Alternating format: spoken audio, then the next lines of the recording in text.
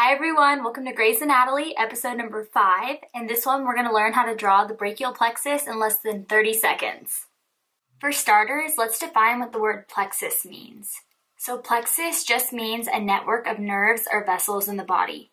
So in this case, we are going to be dealing with only nerves. So do not get confused. Brachial plexus, all nerves. Go ahead and just grab a piece of paper and a pen and we'll write down all the components that are going to go into the brachial plexus. Okay, so we've got C5, C6, C7, C8, T1 roots. We've got the upper, middle, and lower trunks. We've got the anterior and posterior divisions. We've got the medial, lateral, and posterior cords. And then we've got the musculocutaneous, axillary, radial, median, and ulnar branches. Did you get all that? If you're human, your answer should have been, heck no, what did you just say? And that's exactly what I want to hear, because that is the whole reason why I'm making this video. Trying to learn the brachial plexus on your own can be super overwhelming, so that's why I wanted to make this video with a few tips and tricks that I learned while I was going through this process that will make you a pro in no time. Before we get started, you should know that the brachial plexus is kind of divided into 5 sections, and you won't want to get them out of order, so I'm going to give you an acronym that I was taught that will help you get it right every time. That acronym is Remember to Drink Cold Beer. We're going to go ahead and start doing a little bit of sketching, so you might want to get out a paper and pen for real this time. I promise I'm not tricking you. So keep that acronym in the back of your mind because we're going to revisit it in just a little bit. To start out, all you're going to do is draw 3 horizontal Ys. So you're going to draw 2 facing one way and then 1 in the middle facing the opposite way, just like this. Go ahead and pause the video and do that now. Next, you're going to draw an M on top of those Ys, just like this. Once you've drawn your M, the next step is to draw an X and a diagonal line, just like I have right here. The next step is to add a few branches that you're going to need to know. So add them just as you see here. The top one's going to have 1, and then 3, and 3.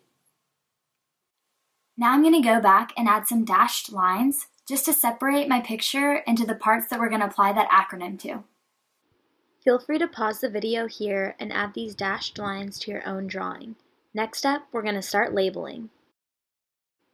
Our acronym stands for roots, trunks, divisions, cords, and branches, as you can see on my drawing. We're going to break it up and start out just by labeling our roots. I already have it written in my own picture. You see it on the far right, C5, C6, C7, C8, and T1. If you've learned about the spinal cord, then these should ring a bell. The brachial plexus begins at the spinal nerves, specifically C5 through T1. I think of these as having the same purpose that roots do in trees. They're anchoring the brachial plexus to the spinal cord. Next, we have our trunks. These are just named based on their location in the body. As you can see, we have an upper, middle, and lower, or you can also call them a superior, intermediate, and inferior.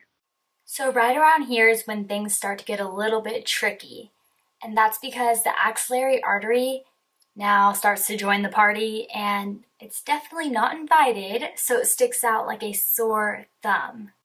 If you're looking for the brachial plexus in a cadaver, the axillary artery is a great reference point.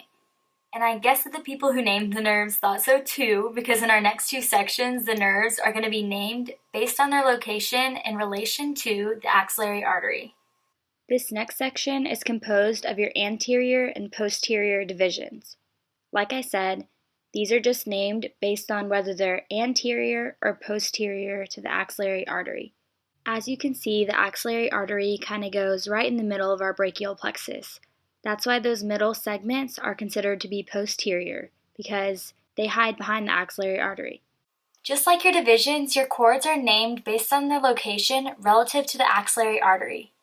At this point, we're moving a little bit further down our arm, so you're not going to be using superior and inferior anymore. Instead, we're going to be moving this way now. So this would be a cord, you'd have another one here and one here. So let's go look at our drawing in order to label them. As you can see here, one of our cords is going to be lateral to the axillary artery, one is going to be medial to the axillary artery, and then one is going to be posterior to the axillary artery. Here's a great example of what those cords may look like in the cadaver with the axillary artery present. And lastly, we have reached our branches. So how I remember this is an acronym that Dr. Gordon taught me, and it's more of a name, and the name is MARMU. MARMU stands for musculocutaneous, axillary, radial, median, and ulnar nerves. Those are your terminal branches of the brachial plexus. It is crucial that you do not mix up the median nerve with the word medial. There's no such thing as a medial nerve. You have median nerve and medial cord. How I remember this is middle of the M, median. So middle of that M that we drew in our picture is the median nerve.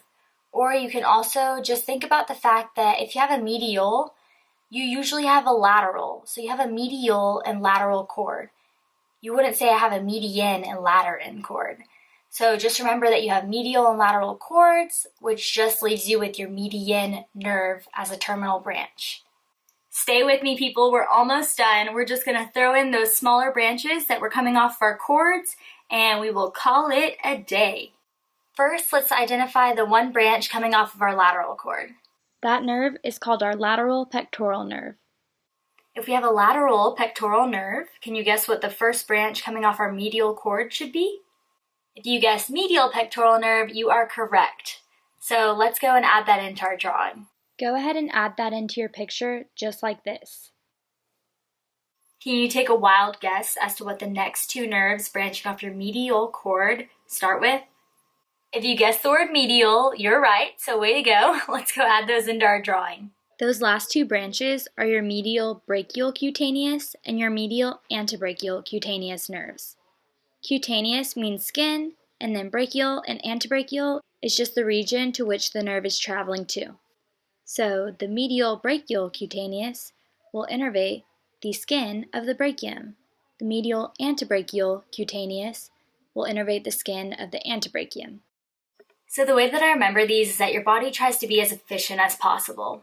It wouldn't make sense if your medial pectoral nerve was the bottom one, because then you'd have two branches trying to cross over it to go further down the arm, and one branch just trying to go straight up to your pectoral muscles. So if you think about it, we go pectoral branch, and then we're going to go down to the brachium, and then the last one's going to go all the way down to the antebrachium. And finally, we're going to move over to our posterior cord branches and learn about the subscapular sandwich. So as you can see here, we have a superior and inferior subscapular nerve, or you can also call these upper and lower subscapular nerves. Now let's learn what's in the middle of the sandwich. As you can see here, the middle of the sandwich is the thoracodorsal nerve. We're also going to throw in one more branch that we don't have on there yet, and I'll give you a hint as to what it is. It's a very long nerve that innervates the serratus anterior muscle. Did you remember what it was? If you guessed the long thoracic nerve, you are spot on. Let's go add that into our drawing. As you can see here, spinal nerves C5, C6, and C7 give rise to our long thoracic nerve. So I know what you're thinking by now. Girl, that took you way longer than 30 seconds. You're right, you're not going to be able to do this in under 30 seconds yet. Practice it a few times before lecture starts or while you're waiting for your ramen noodles to cook, and you're going to become a pro in no time. Once you master writing the whole entire brachial plexus out like we just did, you'll be able to kind of shorthand it. Let me show you what I mean. This little drawing takes me about 20 seconds and I get all the main points of the brachial plexus down. I've got my terminal branches, my smaller branches, and I don't really add in my divisions. If you need to, you can, but I kind of remembered those without having to draw them. Didn't require too much extra thinking for me personally, but it's all up to you. Come up with your own way to kind of shorthand your picture so that it'll be super beneficial on your exam. Please do not skip the practice and just copy my shorthanded little notes, because it won't help you if you don't know what the letters stand for. If you just jot this picture down really fast on your exam, it will save you so much time on any question that refers to the brachial plexus. Whenever you get a question like, all of the following branch off the posterior cord except, you're not going to have to go through the brachial plexus all in your head. You'll have it right there, you'll have a visual. No extra thinking required. Once you get the basics down, try to challenge yourself and kick it up a notch. Try applying it to the big picture. Ask yourself questions like, if my median nerve was cut, what muscles are no longer going to be innervated? Or what actions am I no longer going to be able to do? Or even take it as far as, is my arm going to look different in its relaxed position if X, Y, and Z muscles are no longer being innervated? If you think of questions like this for each part of your brachial plexus, you're going to fly through any questions that refer to the brachial plexus on your lecture exam.